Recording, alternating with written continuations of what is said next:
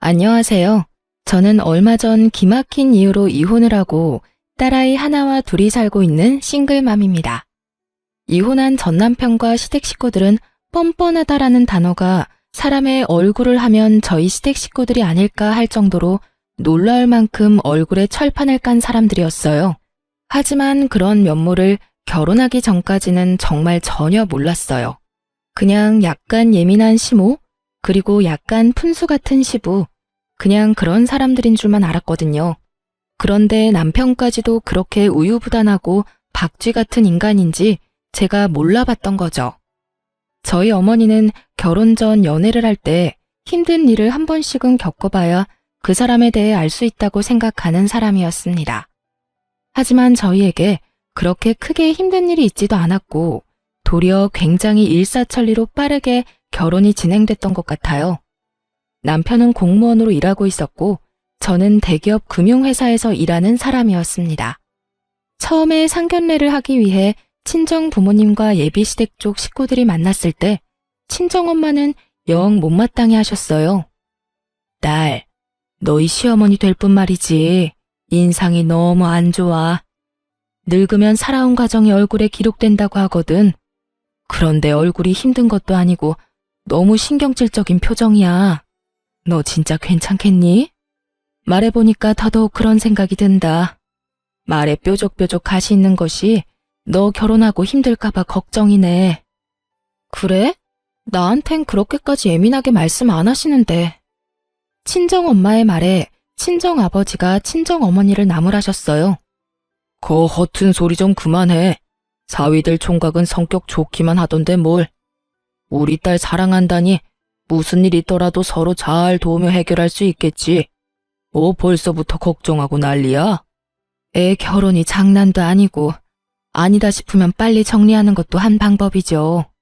결혼은 신중하게 생각하는 게 맞아요. 네 남편 될 사람은 그리 안 보이기는 하는데 어른들이 참 인상이 별로라 걱정이야.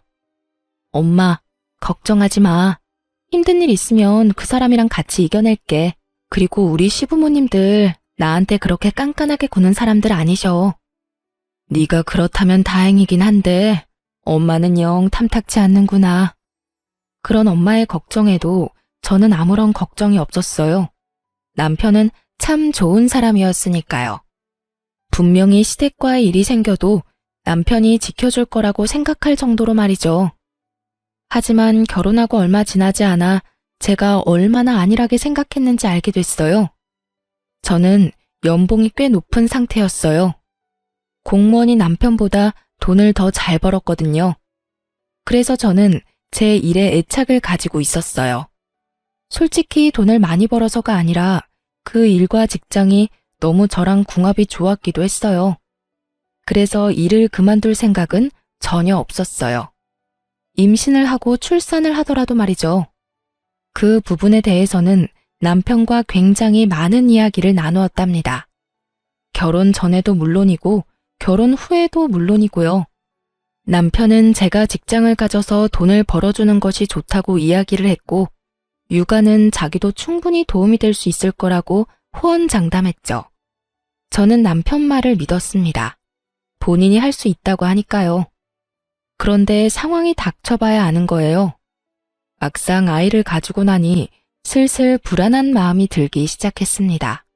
제 배는 이미 가득 불러오는데 남편은 여전히 집안일을 도울 생각도 없어 보였어요. 애가 생기면 잘하겠다느니 애가 생기면 자기도 달라지겠다느니 그런 말을 연신 뱉어냈지만 실상은 전혀 도움이 되지 않았죠. 그런데 그런 남편의 문제는 정말로 아주 사소한 일이었어요. 그 다음에 터질 일에 비하면요. 아이를 낳기 위해 출산 휴가를 쓰고 예정일을 며칠 앞둔 어느 날, 시어머니에게 전화가 왔습니다. 네, 어머님. 너 내가 하라는 대로 했니? 어머니, 제가 말씀드렸지만 제 직장은 복지도 좋고 돈도 많이 주는 좋은 직장이에요. 섣불리 나왔다가 다시 돌아가지 못하면 저만 손해라서요. 육아휴직 기간도 충분하고. 솔직히 어머님이 왜 저한테 일을 그만두라고 하는지 아직까지 잘 모르겠네요. 저는 시모의 전화를 받고 머리가 지끈거리는 기분이었습니다. 시모가 하는 말은 간단했어요. 이제부터 애를 키워야 할 테니 일을 그만두라는 거였죠. 그렇지만 이미 저희 부부 사이에 이야기가 다 끝난 상황이었어요. 그런데 시모는 일까지 그만두라며 난리였습니다. 저는 당연히 거절을 했고요. 너 애 키우는 게 장난처럼 보이니? 일하면서 애를 키울 수 있을 것 같아? 내가 보기엔 너 절대 그렇게 못해. 애 하나 키우는데도 엄청난 힘과 시간이 드는 거야. 내가 하는 말 잔소리처럼 듣지 말고 육아휴직이니 출산휴가니 그런 거 쓰지 말고 바로 퇴직해라. 그게 너한테 더 좋을 일이다. 우리 아들이 돈을 못 버는 것도 아니고 명망 있는 직장에 돈도 충분히 벌어오는데 넌 왜 이렇게 고집을 피워? 결국 이런 식으로 시작된 시모와의 대화는 언제나처럼 고구마 100개를 먹은 것처럼 답답하게 끝나고야 말았어요. 아무리 제가 이야기를 해도 듣지를 않더군요. 시모야 평생을 시부의 그림자로 살며 일도 안 하고 전업주부로 살아와서 모르겠지만 솔직히 돈을 벌려고 일하는 거였으면 저도 당장에 때려치웠겠죠. 하지만 너무 복지도 좋고 저하고도 잘 맞는 직장이었거든요. 굳이 떠나고 싶은 마음도 없었고 저도 아이를 키우는 것만큼 직장 생활도 중요하다고 생각하는 사람이었거든요. 그런 제가 시모의 전화를 하루에도 몇 통을 받으니 결국 참지 못하고 남편에게 말했어요. 그런데 남편 말이 더 웃겼습니다. 당신도 참 답답하네. 남들은 일 못 쉬어서 난린데 당신은 왜 자꾸 그렇게 일을 하고 싶어서 난리야? 내가 다 책임질 테니까 우리 엄마가 하라는 대로 해주면 안 돼? 그럼 내 인생은 뭐가 돼? 내가 평생을 가꿔서 읽어온 일들이야. 그리고 거기서 일하는 거 너무 좋아하고. 전업주부가 내 성미에 맞다면 모르겠지만 난 그런 성격도 아니잖아. 밖에서 사람을 만나야 스트레스가 풀리는 사람인데 집안에서 애만 보고 있는 것도 정말 못할 짓이라고. 당신 인생이 뭐긴 뭐야? 내 아내, 그리고 우리 애 엄마. 그렇게 사는 거지. 남들 다 그렇게 살아. 난 당신이 왜 화를 내는지 모르겠어. 아, 그냥 일 그만두면 되잖아. 그렇게 남편과의 대화도 별 소득 없이 끝나버렸죠. 그래도 저는 일을 그만둘 생각이 전혀 없었어요. 남편과 시모를 속이더라도 일은 계속할 생각이었거든요. 그렇게 아이가 태어나고 한두 달간은 잠잠했습니다. 모유 때문에 잠도 제대로 못 자는 며느리에게 그런 말을 할 정도로 못된 사람들은 아니 생각했죠. 그런데 딱 2달까지였어요. 아이가 3개월가량이 되어갈 때 또 시모의 전화 공격이 시작됐어요. 이번에는 육아에 직접적으로 간섭하는 전화였어요. 애 모유는 먹였니? 젖 안 나온다고 분유 먹일 생각하지 마라. 나중에 애한테 안 좋아. 애 머리 나빠지면 큰일 난다. 그리고 집도 따뜻하게 해놓고 시원하게 한답시고 여름에 에어컨 틀어놓고 그러면 안 된다. 그리고 절대로 애 눕혀놓고 흔드는 기계 같은 건 함부로 쓸 생각 말고.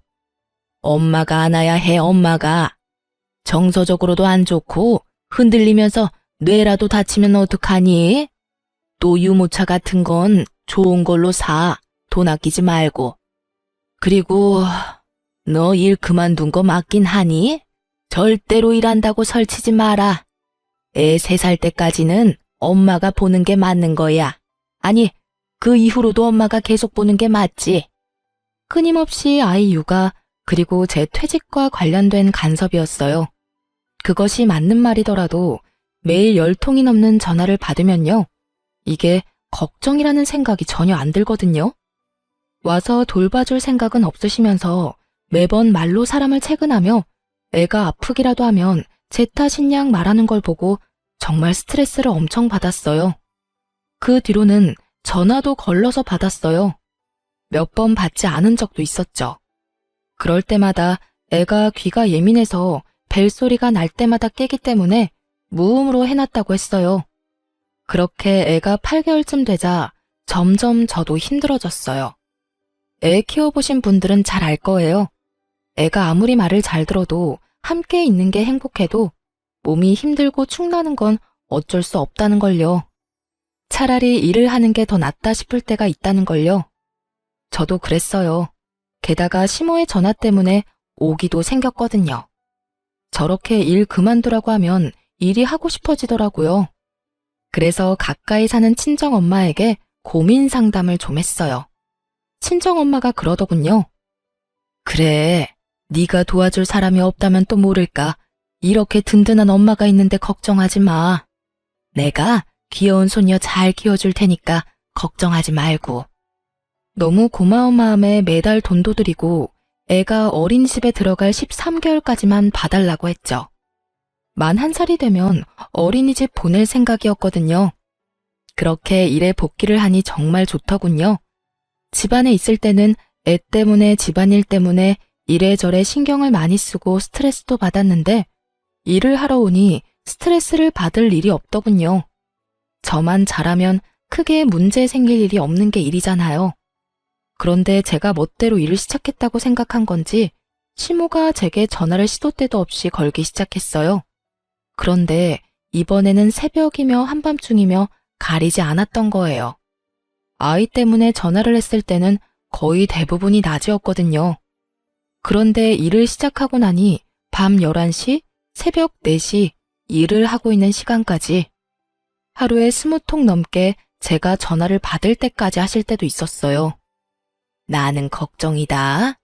너 이렇게 일한다고 설치다가 나중에 애한테 집중 못할까봐 걱정이고 네가 돈 많이 버는 거야 내가 알지만 아들만 벌어도 되는데 왜 자꾸 너까지 설치는지.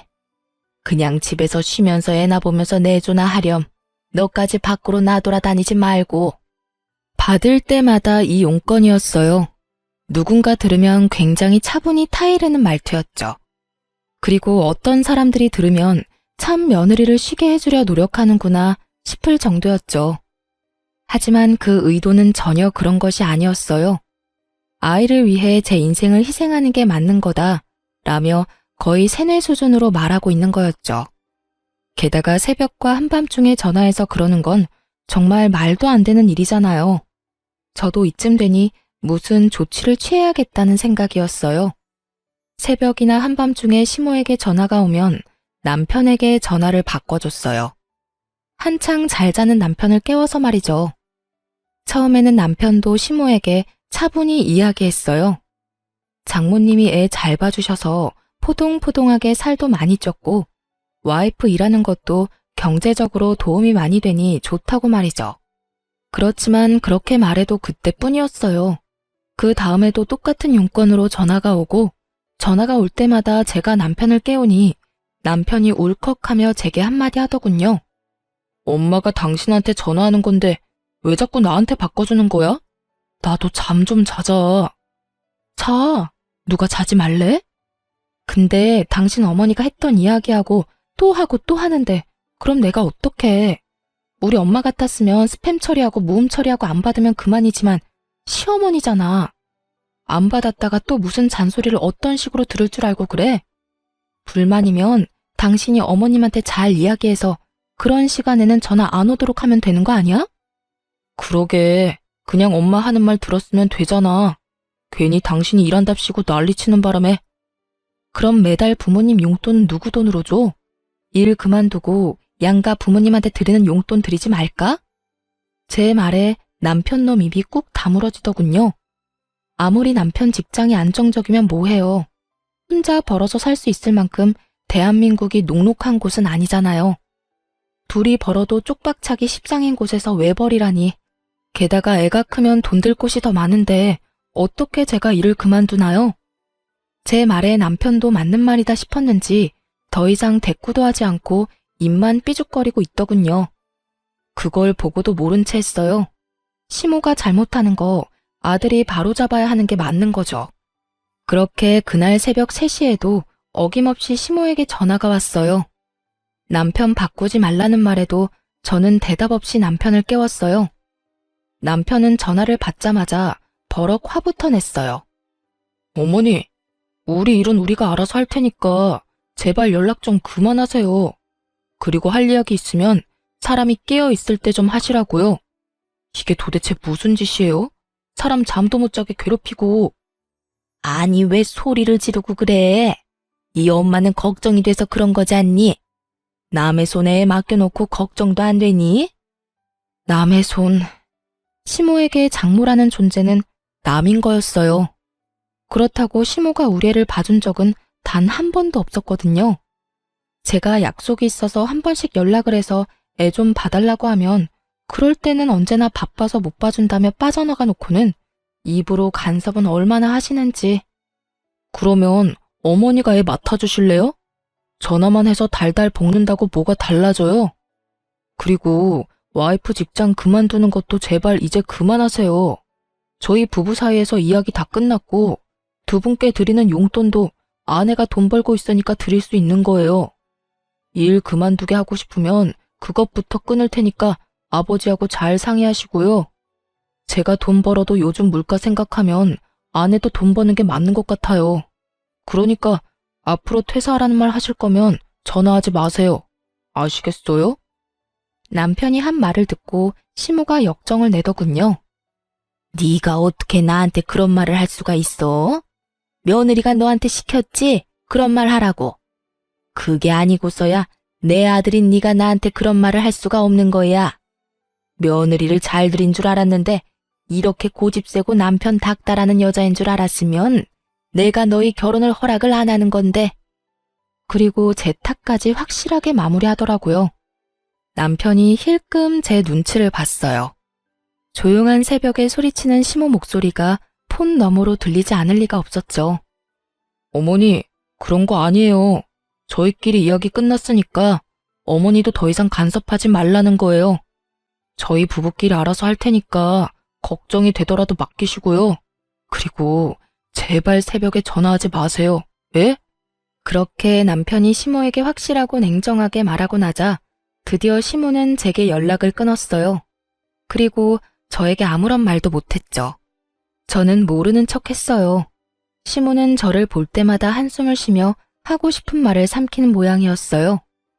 차라리 낫다고 생각했어요. 입 밖으로 꺼내지 않으면, 그렇게 수십 통의 전화를 하지만 않으면 제가 스트레스를 받을 일도 없으니까요. 그렇지만 시모가 별 문제 없으니 이번에는 시부가 저를 괴롭히더군요. 며느라가 일도 이제 시작하는 거 보니 몸도 많이 좋아진 것 같은데 둘째는 언제 가질 생각이냐? 쓸모없이 돈만 축내는 딸보다는 아들이 최고야. 아들 하나는 낳아둬야 집안이 편한 법이다. 시부의 남아선호 사상이 시작됐거든요. 요즘 같은 시대에 무슨 시대에 덜 떨어진 생각인가 싶겠지만 실제로 그렇게 생각하는 사람이 생각보다 많아요. 그리고 나이가 많으면 많을수록 아들이 전부라고 생각하는 사람은 더 많은 법이죠. 애가 2살이 됐을 무렵부터 꾸준히 시부가 제게 말했어요. 솔직하게 말하자면 둘째를 가지고 싶은 생각은 없었어요. 하나만으로도 벅차다는 생각이었고 육아휴직을 2번이나 쓰는 것도 눈치가 보이는 상황이었죠. 물론 직장 사람들 그 누구도 제게 무엇라 하지 않겠지만 제 마음이 미안함으로 가득했거든요. 그래서 말로만 네, 생기면 낳아야죠 하고 건성으로 답하기 일쑤였어요. 그런데 저희 딸이 만으로 4살이 됐을 무렵 그 일이 벌어졌어요. 그날은 어린이날로 딸아이가 아주 기대하던 날이었어요. 딸애는 기분이 좋아서 아침부터 난리였어요. 가고 싶다고 노래를 부르던 동물원을 일찍 갔다가 오후에 시댁으로 향했어요. 시동생도 아들이 하나 있는데 어린이날이라 아들 데리고 시댁으로 온다고 했거든요. 그러니 저희도 오랜만에 시조카 얼굴도 볼 겸 시댁으로 간 거였어요. 그전에는 어린이날에도 저희끼리 보냈기에 갈 일이 없었어요. 그렇지만 시동생이 조카를 데리고 온다는데 계속 저희만 안 가는 것도 좀 그래서 애를 데리고 갔던 거예요. 그런데 거기서 정말 어이없는 일을 당했어요. 아무리 남자아이에 대한 사랑이 넘치는 시부라도 애가 있는 앞에서 대놓고 차별을 할 거라는 생각은 안 했거든요. 그런데 정말 대놓고 딸과 시조카를 차별하더라고요. 아이고, 우리 손주 어서 와라. 이 할아비가 너 주려고 장난감 사놨지. 자, 여기 바꿔라. 뭘 좋아하는지 몰라서 여러 개 사놨다. 그리고 이것도 받고 할아비가 주는 돈이다. 허튼 데 쓰지 말고 꼭 사야 하는 거 있을 때만 쓰렴. 알았지? 그리고 간식 먹고 싶으면 네 간식 사놨으니까 가서 먹고. 할아버지, 고맙습니다. 시조카만 아주 기분이 좋아서 난리더군요. 그걸 바라보는 딸도 자신에게 올 장난감을 기대하고 어깨를 들썩들썩하고 있었어요. 저와 남편이 어린이날 선물로 장난감을 사주긴 했지만 사촌 오빠와 할아버지의 모습을 보니 기대를 할 수밖에 없었던 것 같아요. 그런데 시부는 저희 딸은 무시하고 저한테 이야기하더군요. 너도 왔냐? 그래, 둘째는 준비하고 있어. 이번에는 의사한테 이야기해서 신경 좀 잘 써달라고 하거라. 집에 아들이 있어야 하는 법이야. 그래도 네 남편이 장남인데 딸랑 딸 하나면 나중에 재산은 어떻게 지낼 셈이냐? 내년에는 아들 낳을 수 있도록 힘 좀 써봐. 일만 하지 말고. 알았지? 저는 대답 대신 딸아이를 앞으로 내밀었어요. 딸, 할아버지한테 인사드려. 그래, 잘 쉬다 가거라.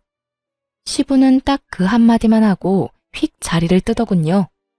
도련님네 가족들도 있었는데 저는 기분이 팍 상했어요. 어린이날 찾아온 손자에게는 어화둥둥 장난감이며 용돈이며 간식이며 왕창 사다 주며 좋아하던 시부가 저희 딸에는 안아주지도 않는 그 모습이 너무 속상했거든요. 열받은 제가 표정 관리를 못하자 시부가 슬쩍 저를 보더니 제 딸에게 한마디를 더 거들었어요. 우리 손녀, 줄가 외인이라는 말 아냐? 어차피 너는 크면 우리 집안에서 나갈 사람이라 쓸데없이 돈 쓸 필요가 없다. 우리 집에 와서 어린이날이랍시고 뭐 받을 생각하지 말거라. 그러고는 피곤하다며 방으로 들어가 버리더군요. 그리고 그런 제 옆에서 도련님이 웃으면서 그러더군요. 형수님, 그러니 아들이라도 낳지 그러셨어요. 둘째는 꼭 아들 낳으세요. 예? 그 말을 듣는데 더 열받더라고요. 둘째를 아들을 낳은들 지금 제 안에 있는 딸애가 이렇게 상처를 받았는데 생기지도 않은 둘째를 들먹이는 것도 웃겼고 이 상황을 우스갯소리처럼 넘기려는 도련님의 행동도 정말 무신경한 일이라는 생각이 들었죠. 결국 열받아서 상처 입은 딸애를 데리고 시부모에게 인사도 하지 않고 나와버렸어요. 저 지독한 남아선호 사상 때문에 제 딸에게 상처를 주고 싶지 않았어요. 앞으로 2번 다시 안 올 거야. 남편에게 말하고 친정으로 애를 데려갔어요. 저희 친정은 제 딸이 첫 손주이기도 하고 어릴 때부터 봐주셔서 그런지 무척 좋아해 주셨거든요. 역시나 좋아해 주셨어요. 장난감도 많이 준비해 주셨고 요즘 아이가 좋아하는 예쁜 드레스에 딸애가 좋아하는 음식으로 저녁까지 만들어 두셨더라고요. 행복하게 웃는 딸 모습을 보며 이게 정상적인 거 아닌가 하는 생각을 했죠. 그런데 곧 시부에게 전화가 왔어요. 전화 받기 정말 싫었지만 받았죠. 야, 너희 왜 말도 없이 그냥 갔어? 아버님이 불편해하셔서 빨리 돌아왔어요. 무슨 문제라도 있으세요? 아니, 간다면 간다고 이야기를 해야지. 그리고 어버이날 평일이라서 어차피 못 오는 거 아니냐? 오늘 어버이날 용돈도 미리 주고 가지. 혹시 손녀한테 한 것 때문에 삐졌어? 어린 손녀한테 그런 상처 주는 말 하신 데는 이유가 있으시겠죠. 설마 어른이 별 생각 없이 새까맣게 어린 손녀한테 상처를 주실 리 있겠어요? 어버이날 전 못 갈 것 같으니까 남편 보낼게요. 너 지금 네 딸한테 기분 나쁜 소리 했다고 나한테 화내냐? 뭐 이런 싸가지 없는 며느리가 있어? 어른이 하는 말에 다 이유가 있는 법인데 그것도 모르고 어디서? 이유, 대체 무슨 이유가 있는지 궁금했지만 묻지도 않았어요. 그리고 그 앞에서 바로 남편에게 전화 넘겨줬어요. 스피커폰으로요. 남편이 완전히 당황했어요. 눈앞에 보이는 장인 장모의 표정이 살벌했으니까요. 남편이 제가 건네는 전화를 받더니 얼른 스피커폰부터 꺼버리더군요. 그리고는 밖으로 전화기를 들고 나가버렸어요. 그걸 보던 저희 친정엄마가 그러더라고요. 너희 시댁에 무슨 일 있니? 시아버지가 왜 저렇게 화가 나셨어? 화는 내가 내야지. 4살밖에 안 된 손녀딸한테 출가 외인이라고 쓸데없는데 돈 쓰기 싫다면서 시동생 아들하고 엄청 차별하셨어. 아무리 아들이 좋다고 해도 그렇지. 대놓고 딸 앞에서 딸한테 상처 준 거 나는 못 참아. 속상해서 눈물을 글썽이는 제 모습에 친정엄마가 저를 토닥여줬어요. 그 뒤에 돌아온 남편은 제게 눈치를 주며 일찍 가자고 하더군요. 저는 그러고 싶지 않아서 그 눈치 뚝 끊어먹고 친정에서 실컷 애 놀게 만들었어요. 그리고 그날 저녁 집으로 돌아가는 차 안에서 딸애가 자고 있을 때 남편에게 말했어요. 나 5월 8일 어버이날 시댁에 안 가. 그렇게 알고 있어. 제발 좀 그만해. 아까 그 일 때문이면 당신이 이해 좀 해. 원래 그런 분인 걸 어떡해? 그렇다고 나더러 불효를 저지르라는 거야? 뭔 헛소리야. 당신 부모님이니까 당신이 효도하고 싶으면 해. 누가 그걸 막는데? 딸 낳은 며느리 마음에 안 들어 하시고 손녀까지 마음에 안 들어 하시니 하는 말 아냐. 어린이날에도 손녀딸 한 번도 안아주지도 않는 분들한테 뭘 바라겠어? 당신이 다 알아서 해. 나는 그쪽에 신경 안 쓸 테니까. 당신이 나 대신 신경 쓰고 잘해드려. 나한테는 해달라고 바라지 말고. 제발 좀 이성적으로 생각해. 저는 입을 닫았어요. 남편이 제 모습에 눈치만 연신 보더군요. 속이 탔을 거예요. 어버이날 양가 부모님께 드리는 용돈은 제 월급에서 나왔거든요. 그런데 제가 시댁에 안 간다니 그거부터 걱정이 된 모양이었어요. 그리고 5월 8일이 됐고 저는 친정으로, 남편은 시댁으로 향했죠. 그런데 제가 친정에 있는 동안 시부에게 전화가 왔더군요. 너 왜 우리 집에 안 오냐? 애아빠 도착 안 했나요? 그 사람이 가기로 했는데요. 너는 뭐하고 안 와? 아들이 너 안 와서 용돈 없다고 하던데. 어버이날 용돈 100만 원 안 줄 거야? 저한테 돈 맡겨놓으셨어요? 용돈 100만 원을 왜 저한테 와서 찾으세요? 저도 돈 없어요, 아버님. 아드님 능력 좋은데 아드님한테 요구하시면 되죠. 저한테까지 전화하시는 이유를 모르겠네요. 멀쩡한 아들을 놔두고 싸가지 없는 며느리한테 전화를 왜 하셔요? 너 저번에 어린이날 있었던 것 때문에 이러는 거면? 그 말에 저는 대답조차 안 했어요. 눈치를 챈 거죠. 그것 때문에 제가 기분이 나쁘다는 티를 팍팍 냈으니까요. 시부는 그 상태로 전화를 뚝 끊더군요. 그런데 그 뒤에 저희 엄마에게 전화가 왔어요. 시부가 대뜸 저희 친정 엄마에게 전화해서는 물어보는 거예요. 사돈, 내 하나 물어봅시다. 딸이 용돈으로 얼마를 받았습니까? 용돈 줬지요? 저희 엄마가 당황한 듯 전화기를 들고 우물쭈물 하더군요. 저는 엄마 전화기를 뺏어서 꽥 소리를 질렀죠. 아버님, 저희 어머니한테 용돈 100만 원 드렸어요. 솔직히 엄마가 우리 애도 봐주고 반찬도 해주셔서 100만 원도 모자라는 생각이 들 정도거든요. 그리고 이번 어린이날에도 우리 딸한테 돈을 많이 쓰셔서 그만큼 다 돌려드렸어요. 그런데 그게 그렇게 궁금하세요? 아드님한테 돈 달라고 하시면 되지. 왜 뜬금없이 저희 부모님한테 전화해서 이런 무례한 행동 하시는 거예요? 지금 저희 어머니한테 전화해서 돈 얼마 받았냐고 추궁하는 거 얼마나 무례하고 생각 없는 일인지 모르시는 건 아니죠? 결국 제 입에서도 좋은 말이 안 나왔어요.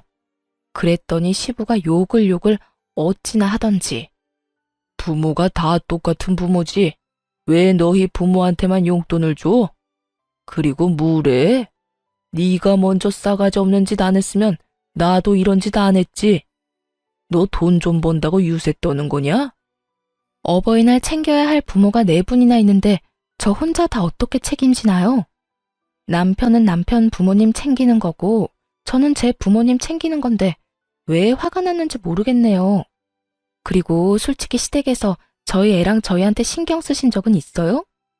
어린이날에도 어린애들 차별하는 거 보고 기도 안 찼는데 이제는 전화와서 당당하게 용돈까지 요구하시고 필요하면 제 남편한테 말씀하세요.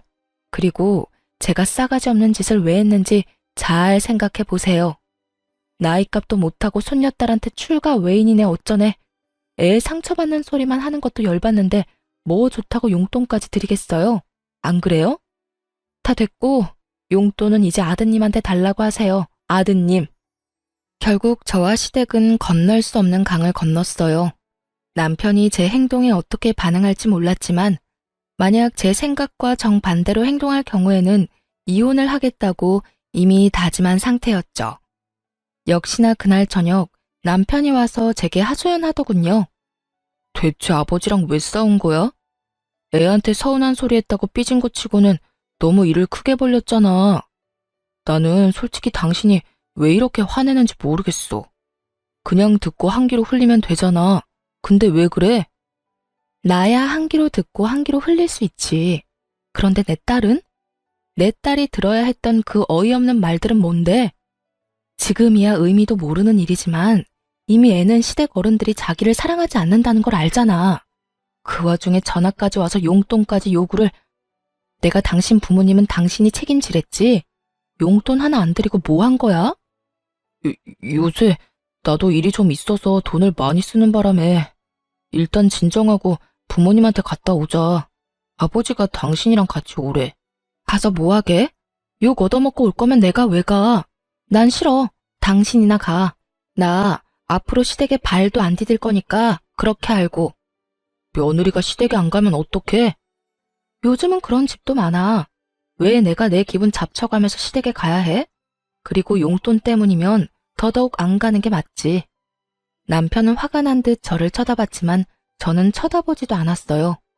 시댁과는 이참에 인연을 끊는 게 맞다 싶었으니까요. 그런데 그 인연이 끈질기게 저와 시댁을 다시 붙여놓더군요. 남편이 하루는 제게 그러더군요. 당신이랑 우리 부모님 사이가 너무 안 좋아서 내가 생각해봤는데 합가 한번 해보는 건 어때? 저는 경악했어요. 합가라니. 서로 꼴 보기 싫어서 이렇게 난리인데 합가라는 말을 하는 남편이 제정신인가 싶었죠. 미쳤어? 나 죽는 꼴 보고 싶으면 합가해. 나는 절대 못해. 합가하고 싶으면 이혼하고 당신이나 해. 이혼을 언급하며 저는 확고하고 정확하게 합가를 하지 않겠다고 말했어요. 그런데 남편이 그러더군요. 부모님 부양하는 것도 자식된 도리로 당연한 거야. 그러니까 합가 진지하게 생각해봐. 합가는 절대 안 된다고. 빽 하고 소리를 질렀지만 기분이 너무 안 좋았어요. 분명히 합가를 어떻게든 하려고 할 것 같았거든요. 그래도 제가 가지 않는다면 어떻게 남편이 저를 강제로 데려갈 수 있겠어요?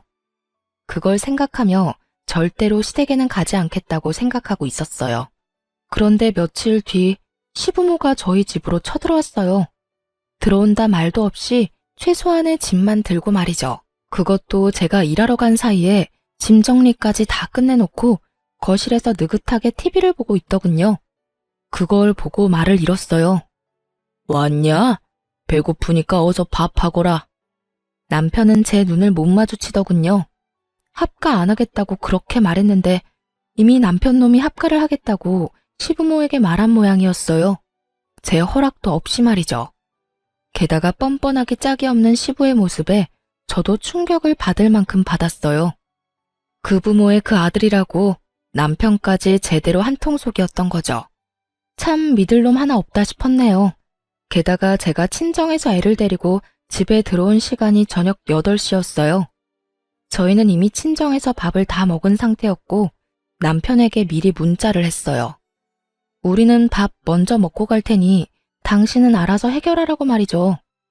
그런데 여태까지 밥도 안 먹고 있다가 제가 오니 밥을 달라니 저는 아무 말 없이 남편을 쳐다봤어요. 당신 이거 뭐 하는 짓이야? 뭐가? 내가 말했잖아.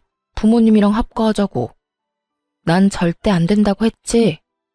야, 너 며느리가 시부모 부양하는 거 당연한 거 아니냐? 그리고 이미 아들이 우리 부양하겠다고 했어.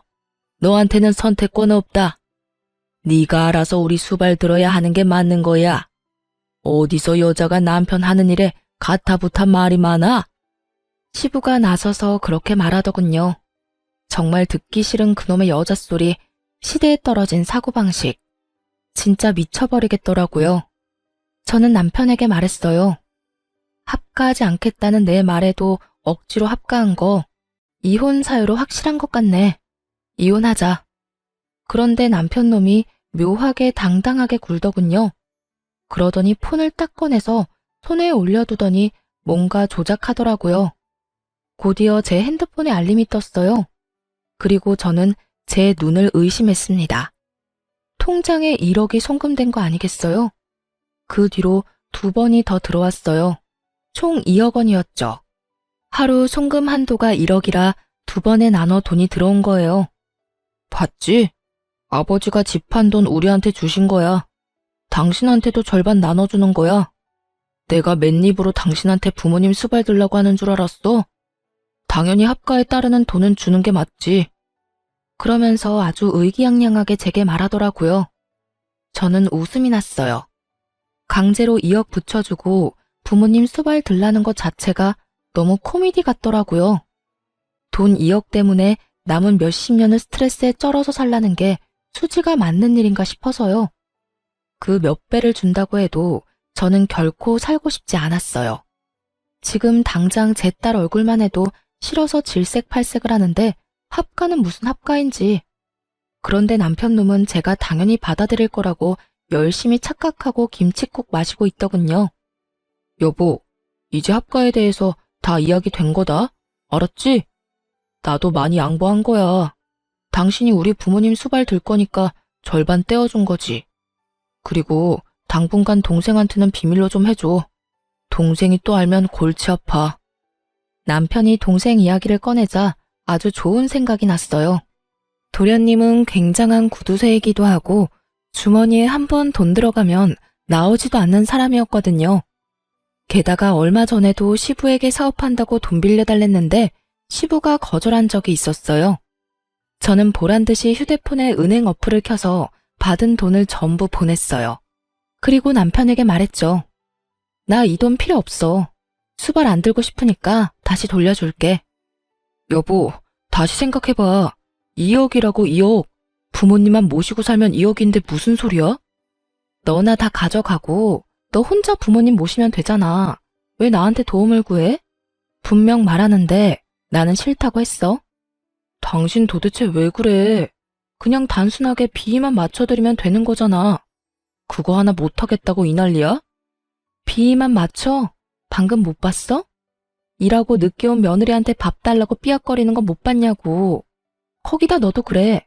이 시간까지 부모님 식사도 안 차려드리고 나만 기다리고 있었잖아. 이게 수발드는 거야? 식모살이지. 제 말에 시부가 비아냥거리더라고요. 네가 싫어도 어쩔 거냐? 벌써 돈 받아 처먹었잖아. 네가 우리 모시는 건 당연한 거다. 하루 세 끼 따뜻한 밥 차리고 집안 청결하게 유지하고 집안일 하는 것까지. 그거 안 하겠다고 이혼하면 오히려 네가 위자료 내야 해. 전 돈 안 받았는데요. 지금 그 돈 방금 도련님한테 보냈어요. 아버님, 도련님네 아들 좋아하시죠? 저는 이 집안에서 둘째 낳을 생각 없으니까 이 집안 유일한 아들 손주랑 살면서 평생 노후 보내면 되겠네요. 제 말에 남편과 시부모 얼굴이 새파랗게 질리며 발을 동동 구르기 시작했죠. 아니, 그 돈을 왜 둘째한테 줘? 너 뭐 잘못 먹었어? 그래, 왜 동생한테 준 거야? 동생이 알면.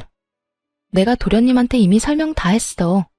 아버님 수발 받고 싶어서 여기 왔고 나는 수발 들 생각 없으니까 그 돈 받고 수발 들어줬으면 좋겠다고. 수발 들 생각 없으면 아버님한테 돈 돌려드리라고 했는데 뭐 잘못된 거 있어? 태어난 제 말에 다들 한숨을 내쉬며 조급한 표정으로 시동생에게 전화를 하더군요. 다행히 시동생은 전화를 받지 않았어요. 2억을 꿀꺽할 것 같다는 두려움이 생긴 세 사람은 시동생 집으로 향했어요. 2억의 행방을 찾기 위해서 말이죠. 저는 그 사람들이 나가자마자 시동생에게 문자로 연락을 남겼어요. 아버님네 집 매매금이 4억이었던 것 같네요. 2억은 남편이 가지고 있는데 그거보다 더 많이 가지고 있을 수 있으니까 잘 알아보시고 그 돈 아버님한테 돌려주던지 아님 받고 시부모 책임지던지 해주세요. 합가하기 전에 이혼부터 할 것 같아서 방금 받은 2억 도로 보내드리는 거예요. 금방 정리될 문제는 아닐 테니 이 인간들이 일찍 돌아오지는 못할 거라고 생각했어요.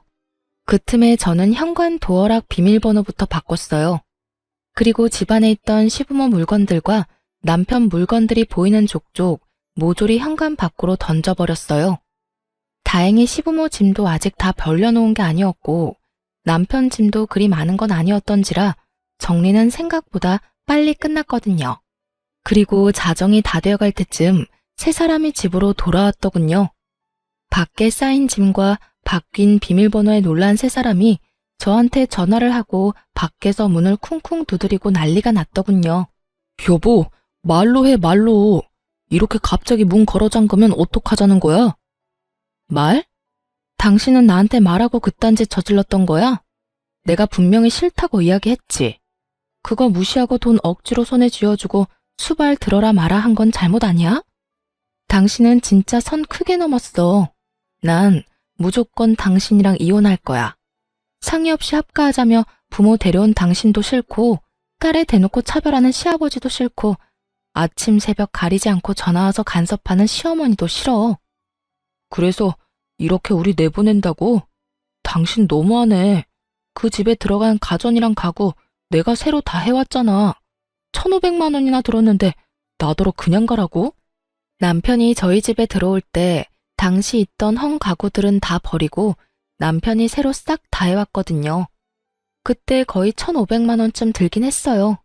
저는 어이가 없어서 남편에게 말했죠. 내가 당신 부모님 용돈 챙겨드린 것만 해도 1,500 넘을걸? 그래, 좋아. 그 1,500 내가 줄 테니까 내일 우리 회사 앞으로 와. 저는 그 다음날 남편을 만나러 갔어요. 그런데 남편만 있는 게 아니더라고요. 시부모도 떡하니 앉아 있었어요. 저는 보자마자 1,500을 남편 계좌로 이체해줬어요. 여기 1,500. 어차피 나한테 돌아올 돈이니까 아깝지도 않네. 당신이 위자료로 나한테 돈 줘야 하는데 어차피 그걸로 주게 될 거니까. 잘 보관해뒀다가 나중에 그대로 돌려주면 되겠네. 그리고 이혼 소송 오늘 들어가기로 했어. 앞으로 그 이외의 일로 연락하지 마. 잠깐, 그렇게 그냥 가면 안 되지. 그 집 전세금도 재산 분할해야 하는 게 맞는 거 아니야?